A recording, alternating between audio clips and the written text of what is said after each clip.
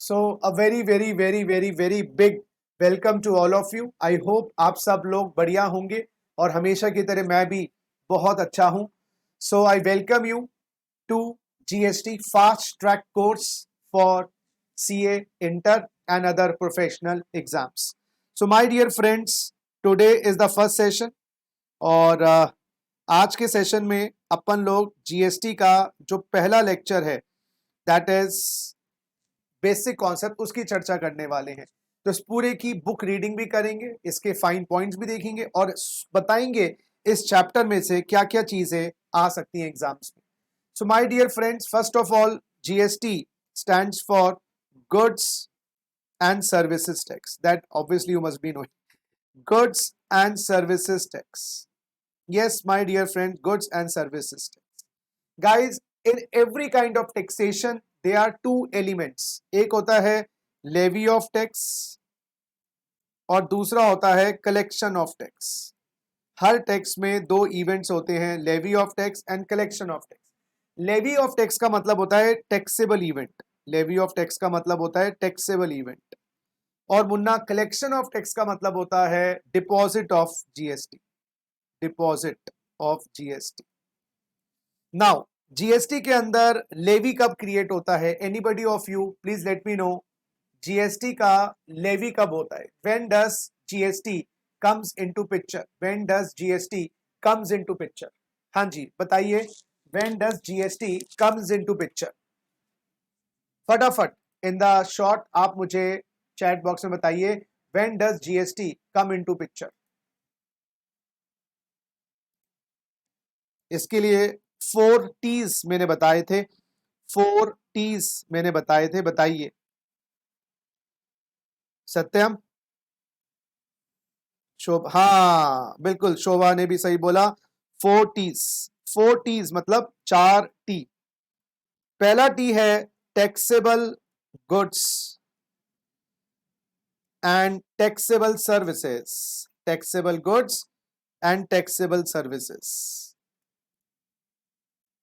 यानी कि गुड्स और सर्विस की definition. Yes my dear friends, goods and service की डेफिनेशन आपको पता होनी चाहिए और आपको यह पता होना चाहिए टैक्सेबल क्या है, यानी कि एक बात should not be exempt, not exempt. कौन से सेक्शन में? Under section 11। दूसरी बात, दूसरी बात मेरे प्यारे बच्चों, taxable supply, taxable supply under section 7। तीसरी बात मेरे चप्पड़ गंजुओं, तीसरी बात आती है taxable person, taxable person, that is this person should be a registered person, this person should be registered person. या तो रजिस्टर्ड होगा सेक्शन 22 में या 24 में, है ना भाई? प्रोसेस 25 में है, रजिस्ट्रेशन वैसे तो 25 सेक्शन में होती है, 22-24 की, या कॉम्पोजिशन में हो जाए, जीएसटी तो उसको भी देना पड़ता है, composition scheme under section 10, under section 10। And fourth last but not the least, taxable territory of India, taxable territory of India, India की टैक्सेबल टेरिटरी में होना चाहिए। बोलो जी, क्लियर बात? हाँ जी, कलेक्शन ऑफ जीएसटी, ये चारों चीजें जब हो जाएंगी तो उसके बाद कलेक्शन का इवेंट स्टार्ट हो जाएगा, यानी कि जमा करवाना। क्राइम हो गया, अब क्राइम होने के बाद आपको उसकी पनिशमेंट मिलेगी। हाँ जी, पनिशमेंट के लिए सबसे पहला काम हम क्या करेंगे? सबसे पहला काम हम करेंगे, हम निकालेंगे time of supply, time of supply, it is the date of levy, किस दिन? Date of levy. और ये हमारी निकलेगी सेक्शन 12 और सेक्शन 13 के अंदर, टाइम ऑफ सप्लाई, जिसको हम कहेंगे टीओएस। टीओएस आने के बाद हम निकालेंगे क्या? Value of supply, value of supply, कितने वैल्यू पे लगाना है? Value of supply, value of supply section 15। फिर हम पता लगाएंगे rate of GST, rate of GST तो कहीं ना कहीं टाइम ऑफ सप्लाई से निकल जाएगा, रेट ऑफ जीएसटी वो हमें पता लग जाएगा, वैल्यू पता लग गई। अब हम क्या निकालेंगे? Who liable, rate of GST time of supply से निकल जाता है। फिर हम निकालेंगे हु लायबल, भाई जीएसटी जमा करवाने की रिस्पॉन्सिबिलिटी किसको दी है सरकार ने? Who liable. And my dear babies, liability section 9 में बताई गई है, या तो एफसीएम लगेगा या आरसीएम लगेगा, फॉरवर्ड चार्ज लगेगा या रिवर्स चार्ज। मुन्ना फिर हम निकालेंगे आउटपुट जीएसटी, आउटपुट जीएसटी, और बेटा output GST is VOS, value of supply multiply by GST rate. फिर हम इसमें से माइनस करेंगे आउटपुट जीएसटी में से क्या, input GST. Input GST section 16, section 17, section 18 में है, और जैसे मैंने कहा अमेंडमेंट्स आई हैं इस बार, ज्यादा नहीं है, बीच बीच में जैसे जैसे रिवाइज करवाते रहूंगा, बताते भी रहेंगे। And next is deposit of GST, फिर आप डिपॉजिट ऑफ जीएसटी करेंगे या पेमेंट ऑफ जीएसटी करेंगे, ठीक है ना। ये हमारे इवेंट्स हैं मेनली जीएसटी में। तो अब आगे बढ़ाएंगे कहानी को। तो लेवी का मतलब लग जाना, और जीएसटी कब लगता है, 4T आ जाते हैं। उसके बाद आपकी सजा निर्धारित होती है, आपको सेंटेंसिंग होती है, पनिशमेंट मिलती है। उसके लिए आपको टाइम ऑफ सप्लाई निकालना है, वैल्यू ऑफ सप्लाई निकालना है, रेट ऑफ जीएसटी निकालना है, हु लायबल, कौन जमा करवाएगा, कितना आउटपुट टैक्स है, कितना इनपुट टैक्स है, और कितना डिपॉजिट ऑफ जीएसटी है, और रजिस्टर्ड पर्सन और composition scheme not exempt under section 11। चलिए ओके रिपोर्ट दीजिए मेरे प्यारे बच्चों, देन आई प्रोसीड फर्दर। आइए जी फर्स्ट चैप्टर पे श्री गणेश करने वाले हैं, और yes everyone give me an okay report. Rinki आप भी बताइएगा। तो यही हमारे मेन चैप्टर्स हैं, बाकी तो उसके अंदर इनवॉइस की बात आ जाएगी, ई वे बिल की बात आ जाएगी, प्रोसेसेस थ्योरी आ जाएगी। इंस्टीट्यूट थोड़ा सा तंग कर रहा है बच्चों को आजकल, छोटी छोटी बातें बहुत पूछ रहा है, तो थोड़ा सा तवज्जो देने वाले हैं extra theoretical chapters of GST. Yes my dear friend, आ जाइए शुरू करते हैं फर्स्ट चैप्टर, आज की कहानी सचिन सर के जुबानी। आइए जी first chapter, first is basic concepts of GST. आ जाइए, इस बहाने बुक की रीडिंग भी हो जाती है हमारी, और जो कुछ पॉइंट्स रह भी गए हैं वो भी कवर अप हो जाते हैं। देखो जी, पुराने सिस्टम में मैं आपको पहले भी बताया था बहुत खामियां थी। जब जीएसटी आया कैस्केडिंग इफेक्ट था, सेंट्रल गवर्नमेंट का टैक्स स्टेट गवर्नमेंट से क्रेडिट नहीं मिलता था, सेंट्रल और स्टेट के अंदर टैक्स की पावर डिवाइडेड थी, गुड्स और सर्विस के टैक्स अलग थे, सर्विस सेक्टर टैक्स एक ही टैक्स लगता था सर्विस सेक्टर पे, कौन सा, सर्विस टैक्स। तो कैस्केडिंग इफेक्ट क्या क्या मतलब था, tax on tax. Cascading effect का मतलब टैक्स ऑन टैक्स, ठीक है बच्चे। एक सेकेंड मुन्ना, हाँ जी, सेंडवैट का मतलब सेंट्रल टैक्सेस, वैट का मतलब स्टेट टैक्सेस, दोनों की आपस में 36 का आंकड़ा था। कहाँ एक्साइज का क्रेडिट मिलता था वैट से, कहाँ सर्विस टैक्स का क्रेडिट मिलता था वैट से। सेंट्रल के टैक्सेस अलग थे, स्टेट के टैक्सेस अलग थे। कौन सी पावर थी वो जो कहती थी सेंटर तेरा ये होगा, स्टेट तेरा ये होगा? कौन सा आर्टिकल था जो कहता था सेंटर के टैक्सेस XYZ, स्टेट के टैक्सेस ABC? ये पावर टू लेवी टैक्सेशन कहाँ डिवाइडेड थी? यस मेरे बच्चे बताओ, कहाँ डिवाइडेड थी ये पावर टू लेवी? थी आर्टिकल, पता है नलायकों को याद नहीं है, 246, आर्टिकल 246। गुड्स पे एक्साइज, CST, कस्टम्स, इतने सारे, सर्विस पे सर्विस टैक्स, सर्विस सेक्टर पे टैक्स कम था। और सेंडवेट जो सेंट्रल टैक्सेस था उसमें भी कुछ ऐसे सेक्टर्स है जिसपे टैक्स नहीं था, सेंट्रल गवर्नमेंट के टैक्सेस भी कुछ सेक्टर्स पे तो नहीं थे। और वैट में entry tax, octroi, luxury tax, entertainment tax का क्रेडिट नहीं था, क्योंकि याद करना पुराने सिस्टम में वैट का क्रेडिट वैट से था, वैट का क्रेडिट वैट से था, सेम स्टेट को दिया हुआ टैक्स का क्रेडिट सेम स्टेट से था, CST का क्रेडिट नहीं था। CST ओरिजिन प्रिंसिपल पे लगता था।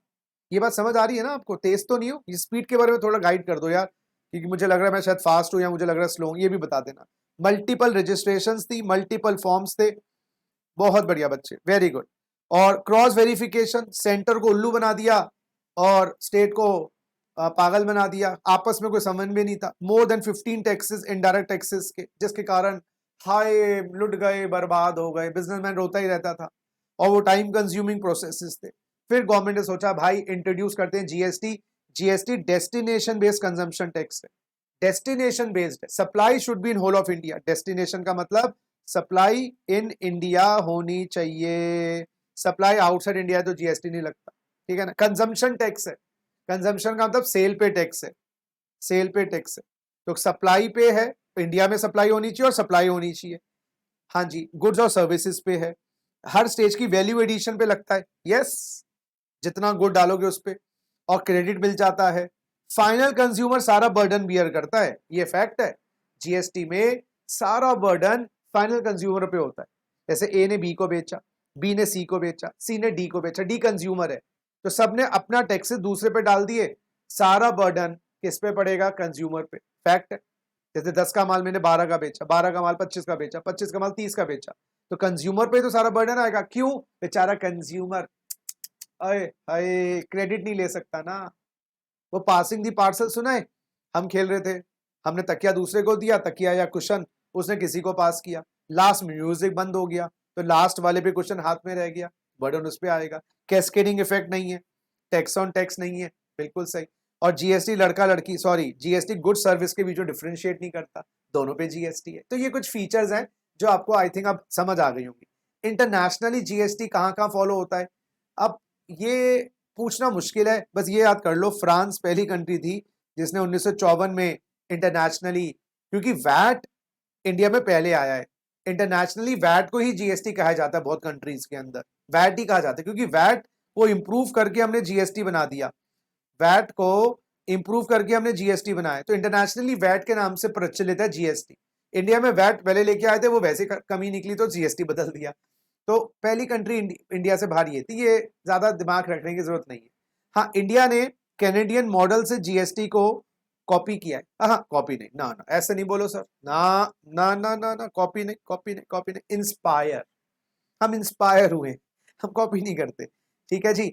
उसके बाद history of GST in India, इसमें यार क्या याद करें सर, डेट्स तो बहुत सारी हैं। Good evening Alina, good evening बच्चे, बहुत सारी डेट्स हैं।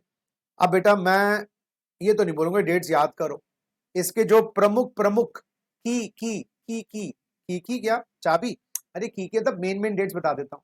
केलकर शाह मॉडल पे जीएसटी बना है, उन्होंने भी कनाडा के मॉडल से इंस्पिरेशन ली थी। कमिटी बिठा देते हैं ना हमारे देश में, कुछ भी काम उन्हें तो ये अजय केलकर और विजय शाह, विजय केलकर और Ajay Shah, I think not पूरा नाम इनका, ये अर्थशास्त्री थे भैया।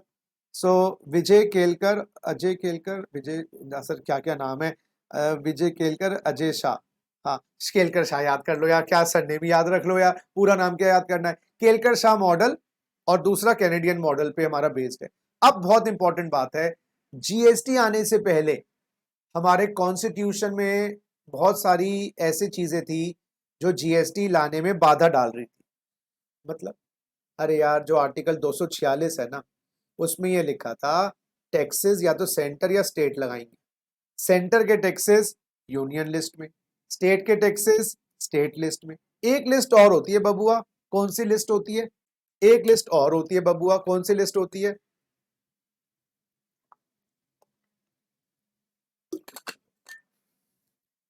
बताओ बताओ, चैट बॉक्स में बता दो। कॉन्करेंट लिस्ट, अनफॉर्चुनेट, बहुत बढ़िया सही जवाब, इसके लिए आपको मिलते हैं 1 भी रुपया नहीं। कॉन्करेंट लिस्ट में टैक्स लगाने की पावर नहीं है, तो टैक्सेस या तो यूनियन लिस्ट के थे या स्टेट लिस्ट के थे। अब घर में जगह बची नहीं, मेहमान आ गया तो भाई उसको गेस्ट हाउस में ठहराओ, तो इसलिए गवर्नमेंट को कॉन्स्टिट्यूशन में अमेंडमेंट्स करनी पड़ी, क्योंकि जीएसटी मिलकर लगाएंगे। और ये कभी सोचा नहीं था हमारे कॉन्स्टिट्यूशन मेकर्स ने कि एक दिन ऐसा आएगा राहु केतु इकट्ठे हो जाएंगे, इकट्ठे जीएसटी लगाना पड़ेगा। भाई टैक्स भी इकट्ठे लगा सकते हैं, दो दुश्मन मिल जाए, इंडिया पाकिस्तान अलग अलग, क्या पता एक दिन आके मिल जाए, तो ये पॉसिबिलिटी तो आती नहीं दिमाग में। नॉर्थ कोरिया साउथ कोरिया मिल गए, ईस्ट जर्मनी वेस्ट जर्मनी मिल गए, नॉर्थ कोरिया साउथ कोरिया कहाँ मिले सर, क्या बात कर रहे हो, वो तो अलग अलग ही है। ईस्ट जर्मनी वेस्ट जर्मनी तो मिल गए, ठीक है, तो वो भाई पढ़े लिखे देश है ना, समझते हैं कि लड़ाई लड़ाई माफ करो, हमें तो भाई बस एनी हाउ। चलो जी, तो कॉन्स्टिट्यूशन की चेंजेस लाने के लिए 122 अमेंडमेंट बिल 2014 पेश किया गया। इस बिल ने कॉन्स्टिट्यूशन को बदलने के प्रोविजंस थे। कॉन्स्टिट्यूशन बदलेगा उसके बाद ही तो जीएसटी के बिल पेश कर पाएंगे, क्योंकि जीएसटी की अथॉरिटी तो डालनी पड़ेगी पहले। तो ये बिल पास हो गया था राज्यसभा में, कॉन्स्टिट्यूशन का बिल, और प्रेसिडेंट ने साइन करते ये बन गया कॉन्स्टिट्यूशन 101 अमेंडमेंट एक्ट। ये कॉन्स्टिट्यूशन 101 अमेंडमेंट एक्ट मील का पत्थर साबित हुआ। तो डेट ये याद कर सकते हो, 8 सितंबर 2016 याद करना, 1 जुलाई 2017 को हैप्पी बर्थडे टू यू आ गया था जुलाई में, कॉन्स्टिट्यूशन फाइनल हुआ यहाँ पर अमेंड होके। उसके बाद फिर अगले साल मार्च में बिल्स पेश किए गए, सेंट्रल गवर्नमेंट ने पार्लियामेंट में, स्टेट ने अपने स्टेट लॉज में। देखो सीजीएसटी बिल सेंट्रल गवर्नमेंट का, आईजीएसटी सेंट्रल, हाँ सेंट्रल गवर्नमेंट लगाती है आईजीएसटी, बाद में शेयर तो करेगी ना बपुआ, यूटी जीएसटी बिल और GST compensation to states bill, ये सब पेश किए गए कहां पर, लोकसभा में। कब, कॉन्स्टिट्यूशन 101 अमेंडमेंट एक्ट के बाद फिर लोकसभा में रखे गए। लोकसभा के प्रेसिडेंट के पास पहुंचे और प्रेसिडेंट ने यहां पर अपनी एक्सेंट, तो ये 12 अप्रैल 17 को ये एक्ट बन गए। लागू तो 1 जुलाई 2017 से हुए। देखो भैया, जिस दिन प्रेसिडेंट साहब साइन कर देते हैं ना बिल पे, बिल बन जाती है एक्ट। लागू कब होती है, जब नोटिफाई करते हैं ऑफिशियल गैजेट। तो जितने भी जीएसटी की जो लागू करने की डेट है वो तो बेटा 1 जुलाई 2017 है। ठीक है, आइए जी वापस आ जाते हैं। अब इसमें 2 डेट्स, एक तो 8 सितंबर 16 याद रख लेना, अगर याद रहे सितंबर 16 याद रख लेना। अरे नहीं वो भी याद नहीं रहता सर, तो नालायक 16 याद रख ले सर, 12 अप्रैल याद नहीं रहेगा, 17 याद रख ले। फिर स्टेट लॉज पास हो गए अपनी अपनी स्टेट्स के अंदर। देखो तो मैदान तैयार किया कॉन्स्टिट्यूशन 101 अमेंडमेंट एक्ट ने, मैदान तैयार किया और फिर चौके छक्के लगा दिए बिल्स ने। उसके बाद देखिए कश्मीर में लागू नहीं हुआ था, फिर वो ऑर्डिनेंस के थ्रू एक नया लॉ बनाया गया, कश्मीर में भी लागू कर दिया गया। तो आपको बस यही याद रखना है, कॉन्स्टिट्यूशन 101 अमेंडमेंट एक्ट सितंबर 16 और 12 अप्रैल को प्रेसिडेंट ने बिल्स को साइन कर दिया सेंट्रल गवर्नमेंट के, और 1 जुलाई 2017 को हैप्पी बर्थडे टू यू। अब कॉन्स्टिट्यूशन में प्रियम्बल है, पर्पस है, 25 हिस्से हैं, 448 आर्टिकल हैं, 12 शेड्यूल हैं, ये याद करने की आवश्यकता नहीं। अच्छा जी, ये कुछ जनरल बातें हैं। 265 आर्टिकल कहता है हिंदुस्तान में टैक्स जब ही लगेगा जब लॉ परमिशन दे दे, और आर्टिकल 246 कहता है लॉ बनाने की पावर या तो हम स्टेट को देंगे या हम सेंटर को देंगे। सेंटर का रह गया भाई पार्लियामेंट, ये प्रॉब्लम थी। तो नॉन जीएसटी टैक्सेस, लो जी, नॉन जीएसटी टैक्सेस इस आर्टिकल से लगते हैं, आर्टिकल 246 नॉन जीएसटी टैक्सेस। और जीएसटी का कौन सा आर्टिकल आया, ओ माय गॉड, जीएसटी का आर्टिकल कौन सा आया, 246 ए, ये रहा। तो अब ये बात याद रख लो, जीएसटी कौन से आर्टिकल से लगता है, 246 ए, नॉन जीएसटी टैक्सेस 246। और जितने भी नॉन जीएसटी टैक्सेस हैं या तो केंद्र के या राज्य के, लेकिन पहली बार दोनों मिलकर आए। और मैंने बोला ना आर्टिकल 246 में लिस्ट होती है, उस लिस्ट में union list, state list, concurrent list, और जीएसटी में कोई लिस्ट नहीं है। अब ये कुछ हाइलाइट्स है बेटा, सुनना मेरी बात, कॉन्स्टिट्यूशन 101 अमेंडमेंट एक्ट 2016 की हाइलाइट्स, जो कॉन्स्टिट्यूशन ने बदलाव डाले उनकी हाइलाइट्स, यहां तक पूछिए मुझसे, यहां तक ओके रिपोर्ट तो दे दीजिए, मैं आगे बढ़ जाऊंगा।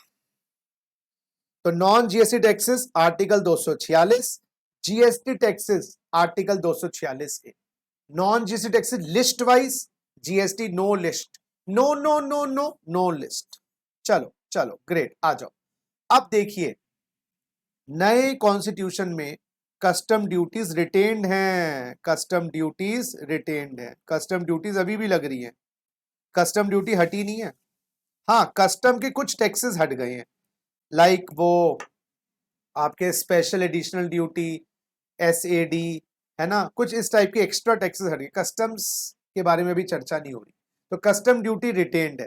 तो इंपोर्ट ड्यूटीज अभी भी लग रही हैं, यस, एक्सपोर्ट ड्यूटीज अभी भी लग रही है। अब देखिए ये है Munna excise duty, central government की एक्साइज ड्यूटी, जो पहले pin pin safety pin, all pin से लेकर एरोप्लेन तक लगती थी, अब सेंट्रल गवर्नमेंट की, यूनियन लिस्ट की बात कर रहा हूं जो अमेंडमेंट के बाद है, 2 आइटम पे लगती है, 5 पेट्रोलियम प्रोडक्ट्स और टोबैको प्रोडक्ट्स।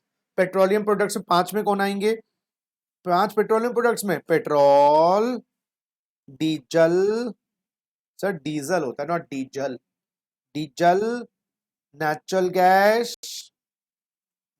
गैस और एटीएफ, एविएशन टरबाइन फ्यूल, और बताओ 5वां क्रूड ऑयल, कच्चा तेल, क्रूड ऑयल। तो इन 5 की उत्पादन पे लगती हैं एक्साइज ड्यूटी सेंटर की। और टीपी है टोबैको, ये तो तुम्हें पता ही होगा बेटा, सिगरेट तो फूकते ही होंगे, बीड़ी तो जलाते ही होंगे, बीड़ी जलैले, टोबैको प्रोडक्ट्स ये तो फूकते ही होंगे। सत्यम तो मुझे पता है तंबाकू खाता ही है ये वाला, एक दिन मेरे क्लास में खाते हुए देखा था सत्यम को, और साथ में अंश तांश आ नहीं रहा इसके साथ, वो भी खा रहा था बैठ के। ये दोनों ऐसे ही करते हैं, बस जहाँ टीचर क्लास के बाहर गया इनकी ये स्टार्ट हो जाती है तंबाकू। तो ये सिगरेट, जर्दा, तंबाकू इत्यादि पे तो सेंट्रल गवर्नमेंट की एक्साइज ड्यूटी अब खाली इन प्रोडक्ट्स पे लगती है। बेटा न्यूज़पेपर एड्स एबॉलिश्ड, पहले न्यूज़पेपर के एड्स पे टैक्स लगता था सेंट्रल गवर्नमेंट का, न्यूज़पेपर के एड्स पर, उनकी बिक्री पर भी, सेल परचेज ऑफ न्यूज़पेपर और उन पे एड पे टैक्स लगता था, वो एबॉलिश हो गया। तो याद रखना अब न्यूज़पेपर की सेल पर और उस पे टैक्स, हाँ जो होगा जीएसटी होगा, अलग से कुछ नहीं होगा। Taxes on sale of purchase on newspaper हट गया, एडवर्टीजमेंट उस पे भी हट गया। नेक्स्ट देखें, इंटर स्टेट सेल, पहले सीएसटी होता था, सेंट्रल सेल टैक्स, वो एबॉलिश हो गया, सीएसटी एबॉलिश हो गया। एंट्री रखी हुई है, एंट्री एबॉलिश नहीं करी, एंट्री रखी हुई 92 है, एबॉलिश नहीं करी, सीएसटी एबॉलिश हो गया। सर्विस टैक्स एबॉलिश, देखो एंट्री भी हटा दी, सर्विस टैक्स एबॉलिश, एंट्री भी हटा दी। And last other matters not enumerated in list 2 है, तो ये रेजिडुअल एंट्री है मुन्ना, कि सेंट्रल गवर्नमेंट किसी भी आइटम पे हिंदुस्तान में लॉ ला सकती है अगर वो आइटम स्टेट लिस्ट में ना हो और कॉन्करेंट लिस्ट में ना हो। तो central government can bring upon law on any matter not in the state list, not in the concurrent list. तो CST abolished, service tax abolished, excise abolished apart from 5 items, तो abolish तो हो गई ना, अपार्ट फ्रॉम 5 आइटम, ये exception है ना मुन्ना ये तो। और एंट्री और ये newspaper ad tax, sale of purchase का tax abolish, custom duty retain, custom में कुछ हटा दी गई, ठीक है। बोलो ओके रिपोर्ट। तो सेंट्रल गवर्नमेंट के कौन कौन से टैक्सेस चले गए वो क्लियर हो गया, बोलो जी ओके रिपोर्ट। स्टेट के टैक्सेस देख लीजिए, लैंड और बिल्डिंग पे, लैंड और बिल्डिंग पर जो टैक्सेस होते हैं बेटा वो चल रहे हैं, हाँ क्योंकि जीएसटी लैंड बिल्डिंग पे नहीं है ना बच्चे, तो लैंड बिल्डिंग पे जो स्टेट टैक्सेस हैं वो चल रहे हैं। अच्छा लैंड बिल्डिंग में जीएसटी होता नहीं, ये लैंड एंड बिल्डिंग के टैक्सेस चल रहे हैं बेटा। और ये क्या चल रहा है बेटा, ये एक्साइज, स्टेट एक्साइज ड्यूटी है भी है, हाँ state excise duty retained, state की एक्साइज ड्यूटी भी चल रही है, हाँ चल रही है, किस पर, देदारू, देदारू, हाँ ये तुम्हें आइडिया तो होगा, मुझे तो नहीं है भाई। Alcoholic liquor for human consumption, उसके उत्पादन पे स्टेट एक्साइज। और ये इसका आइडिया शायद हो, इंडियन हेम्प, ये ड्रग्स, नारकोटिक्स, ड्रग्स, गांजा, अफीम, सत्यम ये भी शायद मुझे लग रहा तुम्हें आदत थी, तुम कह रहे थे। तो ये तो ये तो ये चरस, गांजा, अफीम और भांग, लेकिन अगर अल्कोहल टॉयलेटरीज में है, टॉयलेटरीज में अल्कोहल, टॉयलेटरीज कॉस्मेटिक्स में है, डिओड्रेंट्स में है, मेडिसिन में है, बताओ इसका क्या ट्रीटमेंट है। ड्रग्स, नशीले पदार्थ अगर टॉयलेटरीज, कॉस्मेटिक, मेडिसिन में है तो बेटा ये जीएसटी में आ गए हैं। अच्छा तो दोबारा रिपीट करो, लैंड बिल्डिंग पे कोई जीएसटी नहीं है, इसलिए पुराने टैक्सेस चल रहे हैं लैंड बिल्डिंग के ऊपर। अच्छा बच्चे, एक्साइज ड्यूटी स्टेट की कहां पर है, दारू पे और अफीम, चरस, गांजा, भांग इस पर। लेकिन ये दारू होता है अल्कोहल का कुछ मात्रा सैनिटाइजर्स में होता है, अल्कोहल का कुछ मात्रा डिओड्रेंट्स में होता है, उन सब पे आपका जीएसटी आ चुका है। लिखा है ना इंडियन है excluding medicine and toilet preparations. अच्छा बेटा एंट्री टैक्स एबॉलिश्ड, ये एंट्री टैक्स था, एबॉलिश हो गया जीएसटी आने के बाद। बिजली की कंजम्पशन और सेल पर electricity taxes retained, electricity taxes retained entry है, तो इलेक्ट्रिसिटी पे जीएसटी नहीं है, इलेक्ट्रिसिटी पे जीएसटी नहीं है।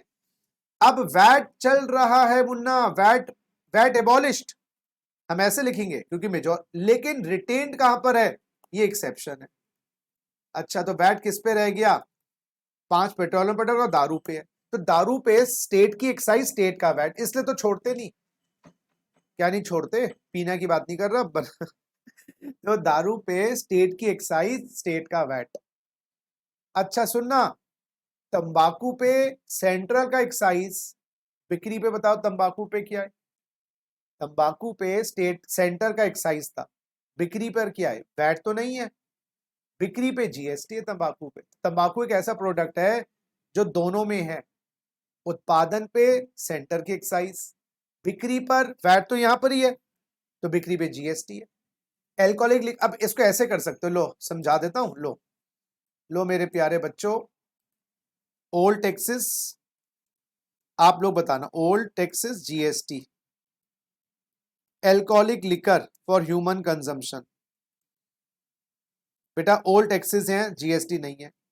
अब क्या क्या ओल्ड टैक्सेस हैं, इसकी मैन्युफैक्चरिंग पे स्टेट एक्साइज, इसकी सेल पर, बोलो सेल पर वैट। अच्छा, 5 petroleum products old taxes, GST नहीं है, मैन्युफैक्चरिंग पे सेंट्रल एक्साइज, और सेल पर मुन्ना वैट, और तंबाकू पे, टोबैको प्रोडक्ट्स पे बेटा ओल्ड भी है न्यू भी है। सर कैसे कैचे कैचे कैचे, अरे नालायक, इसकी मैन्युफैक्चरिंग पे तो सेंट्रल एक्साइज, और इसकी बिक्री पर जीएसटी। बोलो क्लियर बात, लो जी, लो ऐसे है ये बात, कॉपी कर लो। तो इस टाइप के ना शॉर्ट क्वेश्चन बन सकता है ये।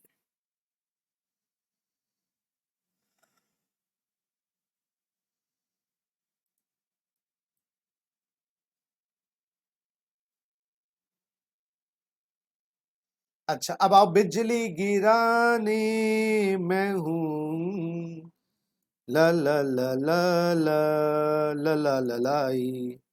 इस पे ओल्ड टैक्सेस ही हैं, न्यू है ही नहीं बिजली पर। अच्छा लैंड बिल्डिंग पर, लैंड एंड बिल्डिंग पे बेटा ओल्ड टैक्सेस ही हैं, न्यू नहीं है। लो जी, क्लियर बात। तो वैट कहां पर है, एक्साइज कहां पर है, सेंट्रल एक्साइज कहां पर है, ये क्लियर हो गई। चलो जी आ जाओ, चलो जी आ जाओ बेटा वापस। अब प्रोफेशनल टैक्स, अच्छा ये एडवर्टीजमेंट था, अदर देन न्यूज़पेपर, टीवी के एड्स का टैक्स, रेडियो के एड्स का टैक्स, अब जीएसटी में से टीवी और रेडियो एड्स के ऊपर टैक्स हट गया स्टेट का। अच्छा प्रोफेशन का टैक्स स्टेट, ये बेटा इनका, ये आपको याद होगा, ये बेटा प्रोफेशनल और एम्प्लॉयमेंट टैक्स है, प्रोफेशनल और एम्प्लॉयमेंट टैक्स ये अभी भी है, ये आपको याद होगा सैलरी चैप्टर में एम्प्लॉयमेंट टैक्स की डिडक्शन दी थी 16(3) में। और हाँ एडवर्टाइजिंग पे जीएसटी है, बिल्कुल है, उस पे जो भी एडवर्टाइजिंग को सर्विस में मान लिया ना, पहले एडवर्टाइजमेंट को अलग से टैक्स होता था, उसमें सर्विस टैक्स नहीं होता था, तो अब एडवर्टाइजिंग के जो चार्जेस होते हैं जीएसटी है, जो भी कंपनी लेती होगी। तो पहले advertising was not treated as a service but it was chargeable to a tax. Now newspaper वाले अगर एड इशू करते हैं, न्यूज़पेपर में आप एड देते हो तो वो जीएसटी लगा देते हैं, टीवी पे और रेडियो पे एड देते थे तो वो अलग से स्टेट गवर्नमेंट के टैक्सेस होते थे। अब एफएम वाले या आज तक वाले आपसे जीएसटी चार्ज कर ली, बात ये होगी, समझ गए मेरी बात। अच्छा बेटा सुनो, एंटरटेनमेंट टैक्स एबॉलिश्ड, ये वाला प्रोफेशनल एम्प्लॉयमेंट टैक्स वही था ना, सैलरी में माइनस होता है 16(3) में, और बिजनेसमैन के लिए माइनस होता है पीजीबीपी से, वो टैक्स अभी भी है जो प्रोफेशन पे लगाते हैं, ट्रेड पे लगाते हैं, एम्प्लॉयमेंट्स पे लगाते हैं। बेटा entertainment tax abolish, entertainment tax हट गया, yes entertainment tax. Amusement tax झूलो वूलो पे और वो राइड्स, वर्ल्ड्स ऑफ वंडर है ना, और वो आपका जुरासिक पार्क, अम्यूजमेंट टैक्स हट गया। लग्जरी टैक्स हट गया, लग्जरी टैक्स वो स्पा वू पे लग्जरी टैक्स लगता था, स्पास होटल्स उन पे, वो भी हट गया। बैटिंग और गैम्बलिंग का टैक्स स्टेट का, बैटिंग और गैम्बलिंग का टैक्स स्टेट का, वो भी हट गया। हाँ अब एंटरटेनमेंट टैक्स कहीं कहीं जगह है, ये एक्सेप्शन है, जहां पर पंचायत और म्युनिसिपैलिटी लगा सकती है। तो batting tax, gambling tax, picture hall का टैक्स, अम्यूजमेंट टैक्स झूलों वाला, लग्जरी टैक्स सब हट गया। स्टैम्प ड्यूटीज अभी भी चल रही हैं, वो लैंड बिल्डिंग पे जो स्टैम्प ड्यूटीज होती है वो अभी भी चल रही है। और ये लैंड बिल्डिंग ये कौन सा था, ये हाउस टैक्स था बेटा। तो स्टेट गवर्नमेंट अथॉरिटी देती है म्युनिसिपल कॉर्पोरेशंस को हाउस टैक्स लगाने की, वो तो अभी भी चल रहा है। तो एक बार मेरे प्यारे घन चक्कर देखो जरा, अब आपके लिए ये बात हो गई कौन कौन से टैक्स सेंटर के हट गए, कौन कौन से टैक्स स्टेट के हट गए। तो जीएसटी के अंदर सेंट्रल टैक्सेस ये हट गए और स्टेट के टैक्सेस ये हट गए। सेंट्रल एक्साइज ड्यूटी चली गई एक्सेप्ट, हाँ वो आपको पता लग गया कहां पर, एक्सेप्ट 5 पेट्रोलियम प्रोडक्ट्स और टोबैको। सेंट्रल एक्साइज ड्यूटी इस पे रह गई। Additional excise duty abolished. Medicine and toil preparation पे अलग ड्यूटी लगती थी, एबॉलिश्ड। उसके बाद सर्विस टैक्स एबॉलिश्ड। सीवीडी और स्पेशल सीवीडी अंडर कस्टम्स होती थी, एबॉलिश्ड। कस्टम्स वाली एबॉलिश्ड, ये एबॉलिश्ड है सारे। Central cell tax abolished. और इन टैक्सेस के ऊपर जो सरचार्ज और सेस थे, एबॉलिश्ड। स्टेट के कौन से टैक्स चले गए, entertainment tax abolished, lottery tax, betting tax abolished. हाँ लोकल बॉडीज लगा सकते हैं कुछ कुछ cases. Entry tax, purchase tax abolished, VAT sale tax abolished except alcoholic liquor for human consumption. और बताओ एक्सेप्ट और पेट्रोलियम प्रोडक्ट्स, वैट उस पे लगता है। Luxury tax abolished, advertisement tax abolished, और इनके टैक्सेस जो लगते थे इनके ऊपर एक्स्ट्रा सरचार्ज सेस एबॉलिश्ड। तो ये एग्जाम में आ सकता है, ये इंपॉर्टेंट है। दे नेवर नो क्या क्या बोले, एग्जाम्पल दे दो 3 टैक्स 4 टैक्स के। चलो जी अब आ जाओ मुन्ना बेटा, ये तो हमने बात करी कॉन्स्टिट्यूशन की चेंजेस इन द एंट्रीज की। अब बात करते हैं बेटा आपकी और क्या चेंजेस लेके आया कॉन्स्टिट्यूशन 101 अमेंडमेंट एक्ट। बेटा एक 246 एक नया आर्टिकल डाला, ये तो हम पढ़ ही चुके हैं, न्यू आर्टिकल। इस आर्टिकल ने क्या कहा, जिंदगी, क्या जिंदगी सर, जीएसटी मिलकर लगाएंगे। तो पार्लियामेंट और स्टेट लेजिस्लेचर दोनों जीएसटी के ऊपर लॉ लाएंगे। पार्लियामेंट के पास आईजीएसटी लगाने की एक्सक्लूसिव पावर होगी। अच्छा 3 बातें कही वैसे 246 ने। सर आप भी बड़े छुपे रुस्तम, सारी बातें नहीं बताते। अरे भाई सारी बताते बता दी तो भाई तुम मुझे हरा दोगे, गुरु को पीछे छोड़ दोगे, अर्जुन आगे निकल जाएगा। तो पार्लियामेंट और स्टेट लेजिस्लेचर दोनों बनाएंगे। पार्लियामेंट के बाद आईजीएसटी लगाने का लॉ है, हाँ बाद में शेयर करेंगे स्टेट के साथ। और 5 पेट्रोलियम प्रोडक्ट्स पर जीएसटी काउंसिल हरी झंडी देगी जब जीएसटी लगेगा, अभी लगता ही नहीं। क्लियर। अच्छा फिर एक नया आर्टिकल नहीं डाला, एक नया आर्टिकल तो 246 से आया, जो एग्जिस्टिंग आर्टिकल था 248, एग्जिस्टिंग आर्टिकल था 248, उसमें संशोधन किया, उसमें अमेंडमेंट करी। क्या अमेंडमेंट करी, एक लाइन लिख दी बस, सब्जेक्ट टू 246A लिख दिया। कहां पर, आर्टिकल 248 में लिख दिया सब्जेक्ट टू 246A। तो आर्टिकल 248 कहता क्या था सर, पहले ये तो बताओ। अरे भाई पार्लियामेंट के पास किसी भी मुद्दे पे लॉ लाने की पावर है अगर वो मुद्दा स्टेट लिस्ट और कॉन्करेंट लिस्ट में ना हो। तो पार्लियामेंट के पास रेजिडुअल पावर है, जैसे सुनो मेरी बात, कोई काम आपके जिम्मे में ना हो, कोई काम आपकी मम्मी के जिम्मे में ना हो तो पापा कर सकते हैं। तो पार्लियामेंट के पास ये पावर है, कोई लॉ अगर लॉ मेकिंग पावर अगर स्टेट के पास कॉन्करेंट लिस्ट के पास नहीं है किसी टॉपिक पे, तो उस पे सेंट्रल गवर्नमेंट लॉ ला सकती है। लेकिन इस आर्टिकल को 246A के अधीन कर दिया गया। दैट मीन्स जीएसटी के अंतर्गत सेंट्रल गवर्नमेंट के पास ये कोई पावर नहीं है, ये नॉन जीएसटी टैक्सेस में कर सकती है। तो नॉन जीएसटी लॉज में सेंट्रल गवर्नमेंट किसी भी टॉपिक पे लॉ ला सकती है जो टॉपिक स्टेट लिस्ट और कॉन्करेंट लिस्ट में ना हो। बेटा जीएसटी में तो लिस्ट ही नहीं होती, तो ये वाली पावर जीएसटी में नहीं डाली गई, सेंट्रल गवर्नमेंट को ये वाली ताकत जीएसटी में नहीं दी गई। क्लियर। अच्छा अब सुनिए, आर्टिकल 249 जो एक पुराना आर्टिकल है उसमें भी संशोधन किया गया। अब सर आर्टिकल 249 कहता क्या है, संशोधन बाद में। आर्टिकल 249 कहता है कि पार्लियामेंट कभी कभार देश हित में स्टेट लिस्ट के आइटम्स पे भी लॉ ला सकती है। भाई देश हित की बात है ना भाई, जब देश हित की बात आएगी, परिवार के मान सम्मान की बात आएगी, तो पार्लियामेंट स्टेट लिस्ट के आइटम्स पे भी लॉ ला सकती है। तो मुद्दा ये आया, क्या पार्लियामेंट जीएसटी में भी नेशनल इंटरेस्ट में स्टेट गवर्नमेंट के लॉज खुद बना सकती है? यस, इंक्लूडिंग जीएसटी कर दिया। अच्छा ऊपर वाले को लिखा था एक्सक्लूडिंग जीएसटी, बट यहां पर पार्लियामेंट को पावर दे दी गई है देश हित में नॉन जीएसटी टैक्सेस भी लगा सकती है। नॉन जीएसटी टैक्सेस जो स्टेट के हैं उसको उसके ऊपर भी लॉ ला सकती है, और देश हित में जो जीएसटी स्टेट का है उस पर भी लॉ ला सकती है देश हित में। नेशनल एक्सेप्शनल केसेस हो गया ना बेटा, एक्सेप्शनल केसेस, ठीक है सर।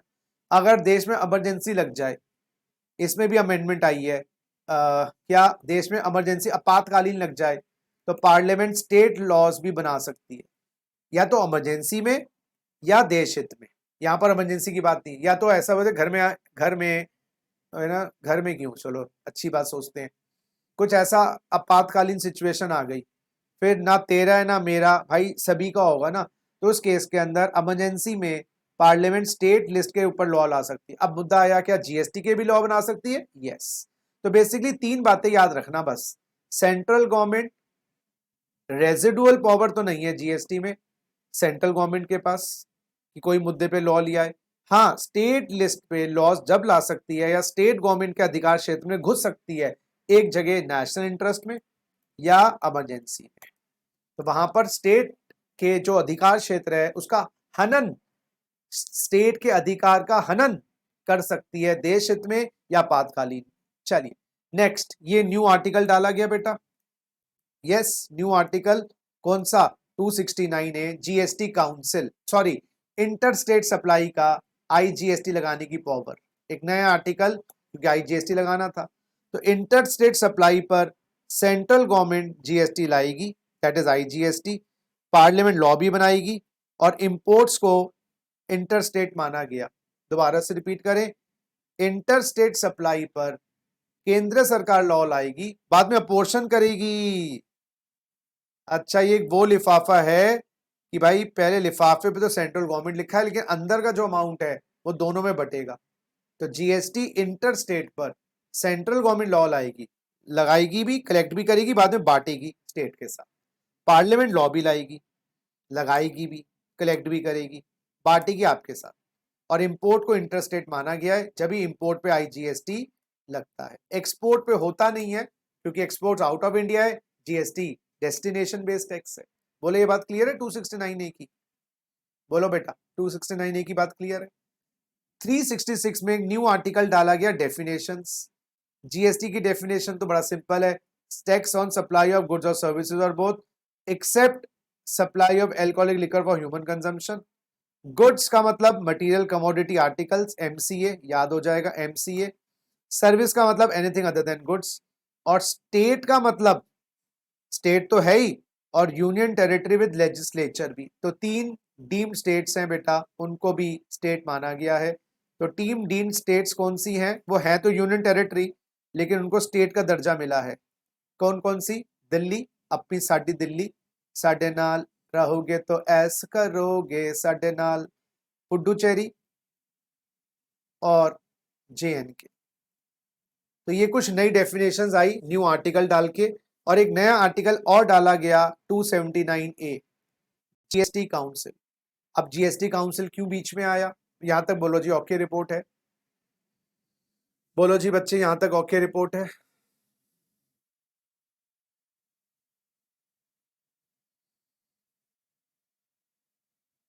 ग्रेट। अब जीएसटी काउंसिल क्यों आया? क्योंकि दोनों मिलकर लॉ लाएंगे, तो लॉ लाने से पहले सहमति चाहिए, फिर अपने अपने लॉज पास करेंगे, तो सहमति के लिए एक नया काउंसिल बैठाया गया, ये जीएसटी काउंसिल, इसके ये प्रोविजंस हैं। प्रेसिडेंट ने अपॉइंट कर दिया जीएसटी काउंसिल 15 सितंबर 16 को। देखिए जरा, 33 मेंबर्स हैं मुन्ना जीएसटी काउंसिल में, ये इंपॉर्टेंट है। एक चेयरमैन निर्मला सीतारमन जी जो फाइनेंस मिनिस्टर है बेटा। हमारी 28 + 3 स्टेट्स हैं, 28 एक्चुअल, 3 डीम्ड, 31 मेंबर ये हो गए, 32 हो गए, 33 चाहिए। एक हमारा union minister of state in charge of revenue of finance, एक ये बेटा छोटा बच्चा ना समझ के ना टकराना रे, जुबी जुबी झुम झुम, छोटा फाइनेंस मिनिस्टर ये बड़ा फाइनेंस मिनिस्टर होता है निर्मला सीतारमन जी। अच्छा, ये आपको शायद पता ना हो, हमारे देश में जितने भी यूनियन मिनिस्टर्स हैं, यूनियन मिनिस्टर सेंट्रल गवर्नमेंट के मिनिस्टर्स, उनके नीचे एक छोटा मिनिस्टर भी काम करता है। यूनियन मिनिस्टर पूरे देश को देखता है, इंटरनेशनल चीजें भी देखता है, और छोटा मिनिस्टर यूनियन मिनिस्टर के नीचे वो स्टेट के साथ संबंध रखता है। फाइनेंस मिनिस्टर यूनियन का, पूरे इंडिया के फाइनेंस, छोटा फाइनेंस मिनिस्टर स्टेट के साथ वार्तालाप रखता है, उनके फाइनेंसेस की रक्षा करता है। तो 31, 32, 33 टोटल मेंबर्स हैं, ठीक है। अच्छा, अब आइए जीएसटी काउंसिल के काम किया है बेटा, वो रिकमेंड करेगी दोनों को, यूनियन स्टेट्स को, क्या टैक्स लगाने हैं, क्या एग्जेम्पशंस हैं, क्या लिमिट्स हैं, कब जीएसटी लगेगा 5 पेट्रोलियम प्रोडक्ट्स पर। स्पेशल कैटेगरी स्टेट्स कौन कौन सी हैं, याद करो, ये स्पेशल कैटेगरी स्टेट्स 11 स्टेट्स हैं, और आपको याद होगा हमने पढ़ा था इनको 279A4G, आर्टिकल 279A के अंदर, ये तो आर्टिकल 279 है। 11 स्पेशल, वो मंत्री मीना मूसा हज, याद आ गया, मंत्री मीना मूसा और हज, मणिपुर, त्रिपुरा, मिजोरम, नागालैंड, मेघालय, उत्तराखंड, सिक्किम, अरुणाचल, हिमाचल, असम, JNK, ये आपकी 11 स्पेशल कैटेगरी स्टेट्स हैं। ये स्पेशल कैटेगरी स्टेट्स 11 ही इनको क्या क्या बेनिफिट देने हैं सब डिसाइड करती है जीएसटी काउंसिल। ये बहुत इंपॉर्टेंट है, जीएसटी काउंसिल का डिसीजन 3/4 की मेजोरिटी से लिया जाता है। जीएसटी काउंसिल का डिसीजन 3/4 की मेजोरिटी से लिया जाता है, यानी कि 75% अगर हाँ करेंगे डिसीजन लिया जाएगा, 75% हाँ करेंगे डिसीजन लिया जाएगा। बेटा सेंटर के पास 1/3 वोट्स हैं, 33.33% वोट्स हैं, और स्टेट के साथ 66.67% वोट्स हैं। अब देखिए बेटा, कोई डिसीजन लेना है तो यस किया है सेंट्रल गवर्नमेंट ने, तो यानी कि उस डिसीजन पे 33.33% वोट्स आ गई। अगर बेटा स्टेट गवर्नमेंट्स में उसमें 15 स्टेट्स ने हाँ करी है, तो बताइए कितना परसेंटेज वोटिंग हुई है हाँ के प्रति। अब मैं बताऊं, ये 66.667 है ना, ये 31 स्टेट्स पे है, तो एक स्टेट को कितनी वोटिंग मिली देखना जरा। आओ बेटा एक बार देख लें, 66.67 देख लेते हैं बेटा। 66.67 डिवाइडेड बाय 31, 2.15। बहुत बढ़िया मुन्ना, 2.15। अब जरा देखिए, अगर 15 स्टेट्स ने हाँ करी तो 15 इंटू 2.15, 15 इंटू 2.15, 15 इंटू 2.15, 32.25, 32.25। अब इन दोनों को जोड़ दो, तो बेटा मोटा मोटा 6 और 5 और 3 और 2 5, बेटा डिसीजन 75% मेजोरिटी चाहिए, फेल हो गया डिसीजन, डिसीजन फेल। अगर मान लीजिए कितनी स्टेट्स पास आए सेंटर के जब डिसीजन लिया जाएगा, बताना जरा, अकल लगाओ, कितनी स्टेट हाँ करे सेंटर के। अच्छा सेंटर हाँ ना करे, सारी स्टेट्स गैंग कर ले, मिल जाए, कुछ नहीं हो सकता। जानबूझ के ऐसी प्लानिंग की गई है कि साइड से मिलकर सेंटर को बाहर निकाल दे, नहीं हो सकता। 75% वोटिंग चाहिए, समझो। कितनी स्टेट्स मिनिमम चाहिए सेंटर को अपने साथ?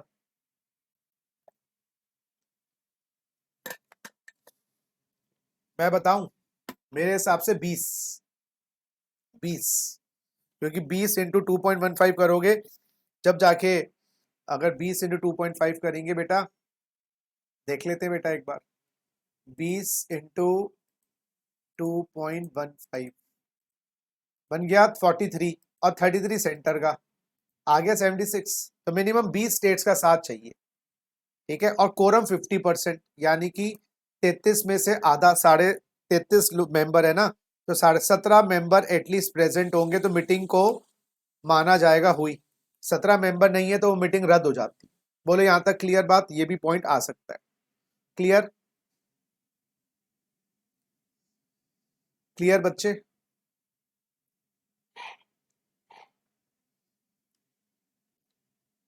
अच्छा, डुअल जीएसटी है इंडिया में, दोनों मिलकर लगाते हैं।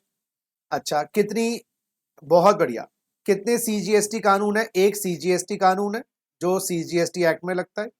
ये ऐसे कर लो, ऐसे याद कर लो, लो अगर आपकी इंट्रा स्टेट सप्लाई हुई है 31 के अंदर अंदर, हाँ, तो 50% टैक्स लगेगा CGST का और 50% टैक्स लगेगा SGST का। ये लगेगा CGST एक्ट में या SGST act.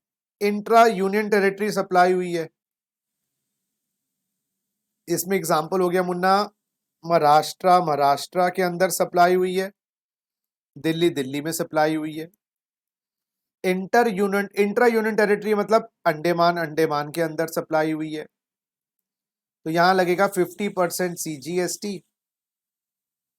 50% SGST। Munna inter state supply हुई है, इंटर स्टेट सप्लाई जैसे इंपोर्ट हुआ, अच्छा, या महाराष्ट्र टू अंडमान टू दिल्ली, इस केस में 100% IGST लगेगा। CGST कानून एक है, 31 SGST कानून है।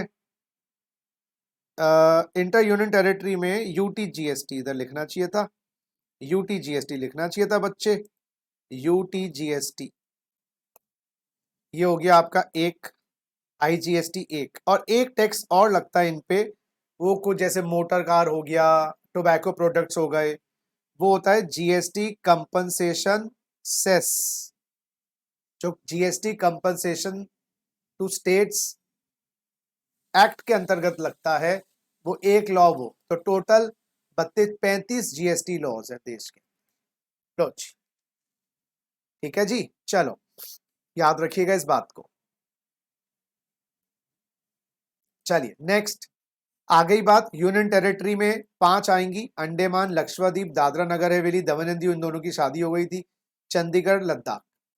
और बेटा पता ही था आपको, जम्मू कश्मीर की 2 यूनियन टेरिटरी बन गई थी, JNK को तो यूनियन टेरिटरी में स्टेट लेजिस्लेचर माना गया है, इसको तो स्टेट का दर्जा मिल गया है ना, और लद्दाख को यूनियन टेरिटरी माना गया, तो JNK को 2 हिस्सों में विभाजित किया गया, और JNK को यूनियन टेरिटरी व स्टेट का दर्जा मिला GST में, लद्दाख यूनियन टेरिटरी में आई है, आ गया। JNK will have the status of a state, Ladakh will have a status of a UT। और 26 जनवरी 20 को, ये डेट याद करने की जरूरत नहीं है, दादरा नगर हवेली और दमन एंड दीव का मर्जर हो गया। अच्छा, IGST लगता है, GST कंपनसेशन लगता है। हमारे GST में हार्मोनाइज सिस्टम ऑफ नॉमेनक्लेचर है, इसकी डिटेल चर्चा करेंगे आगे इनवॉइस में, जो आपका 8 डिजिट कोड होता है और गुड्स को क्लासिफाई किया गया, तो इसके बारे में थोड़ी चर्चा डिटेल में करेंगे, HSN के बारे में। और सर्विस की classification SAC, bus service accounting code, logic समझ लो। प्लास्टिक है, प्लास्टिक के अंदर भी कुछ कुछ हल्की क्वालिटी वाला, कुछ बेटर क्वालिटी वाला, या इसको ऐसे समझो, कपड़ा है, पॉलिएस्टर का है, नायलॉन का है, वूल का है, पिक्चर ट्यूब्स हैं, और टेलीविजन है, प्लाज्मा है, लेड है, तो अलग अलग गुड्स को ना 8 डिजिट क्लासिफिकेशन में दिया गया है, तो दैट में पता रहे कि कौन से गुड्स, ये इंटरनेशनल कॉन्सेप्ट है, तो जब HSN कोड बोलेंगे तो दूसरी कंट्री में भी कहीं ना कहीं वो मिलता जुलता कोड होगा, तो वो समझ जाएंगे कौन सा प्रोडक्ट। GST में लिमिटेशन, रजिस्ट्रेशन करवाना पड़ता है, 10 लाख से ऊपर है, 20 लाख से ऊपर है, 40 लाख से ऊपर है, ये भी करेंगे। कॉम्पोजिशन स्कीम 2 है, 10(1) वाली है और 10(2)A वाली है, इसकी चर्चा भी करेंगे। सेक्शन 11 में GST की एग्जेम्पशंस है। ITC किस प्रकार से लिया जाता है, ये ITC के चैप्टर में बताएंगे कि IGC का क्रेडिट IG से लेना है, बचा हुआ CG SG, वो जो प्रायोरिटी ऑफ सेट ऑफ है आगे जाके करेंगे। GST का कॉमन पोर्टल है gst.gov.in, this is the one stop solution जो मैनेज करती है GSTN, goods and services network. इस वेबसाइट को, इस पोर्टल को, सारा मैनेजमेंट का हिस्सा है GSTN का। GSTN क्या है, एक सेक्शन 8 कंपनी बनाई गई है, इन्फोसिस उसको मैनेज करती है, कंपनी मैनेज करती है पोर्टल को, उसी पोर्टल के थ्रू आपकी रिटर्न जाती है, उसी पोर्टल के थ्रू रजिस्ट्रेशन होती है, उसमें सारी इंक्वायरीज आती हैं। तो ये पोर्टल ही एक सिंगल वन स्टॉप सॉल्यूशन है। फिजिकली इतना काम होता नहीं जितना GST में ऑनलाइन ही है सारा, फिर उसमें ये सब हम पढ़ते हैं। GST के अंदर गवर्नमेंट ने कुछ GSTN ने कुछ लोगों को, IT कंपनीज को, फाइनेंशियल टेक्नोलॉजी कंपनीज को GST सुविधा प्रोवाइडर्स का दर्जा दिया है कि आप लोगों को हेल्प करो रिटर्न्स फाइल करने में, लोगों को हेल्प करो रजिस्ट्रेशन करवाने में।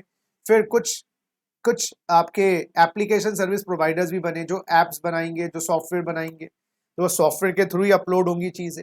तो GST सुविधा provider is like an entity जो आपको हेल्प करता है फाइलिंग में, but they also require softwares, तो एप्लीकेशन सर्विस प्रोवाइडर सॉफ्टवेयर बनाते हैं, और टैक्सेस जो जीएसटी में सब्स्यूम होते हैं, और जीएसटी के benefits. India one nation one tax बन चुका है, वन नेशन वन टैक्स, लेकिन वन टैक्स की जगह मैं इसको 5 टैक्सेस कह सकता हूँ कि आ गए हैं। कैस्केडिंग है हटा दिया गया है, मल्टीपल टैक्सेस हट गए हैं, डबल टैक्सेशन बहुत हद तक रिड्यूस हो गई, खत्म हो गई। मेक इन इंडिया को इनिशिएटिव मिला है, क्यों? अब आपको क्रेडिट मिल जाता है तो आपको बूस्ट मिलता है, बाहर से लाने की जरूरत ही नहीं है। और गवर्नमेंट को रेवेन्यू इसलिए मिलते हैं कि reduce tax evasion, reduce tax evasion. तो ये हमारा अपन लोगों का पहला चैप्टर आज जीएसटी का शुभारंभ हो गया है, और अगले सैटरडे को जीएसटी का समापन होगा। चलिए, सो आज की क्लास मजा आया, 1 घंटा पता नहीं चला कब बातों बातों में निकल गया। चलिए जी, आपका भी अब संडे आ रहा है, एंजॉय करिए। अरे सर, हम क्या एंजॉय करेंगे, हम तो स्टूडेंट हैं। बेटा ठीक बात कह रहे हो, वैसे पढ़ाई करो। चलो जी, टेक केयर बच्चों, मिलते हैं। और मंडे का शेड्यूल मैं आपको बता दूंगा किस टाइम पे कैसे मिलेंगे, क्योंकि मंडे को मैं आऊँगा 6 साढ़े 6, तो देख लेते हैं 8 से 10 रखना है, कैसे रखना है।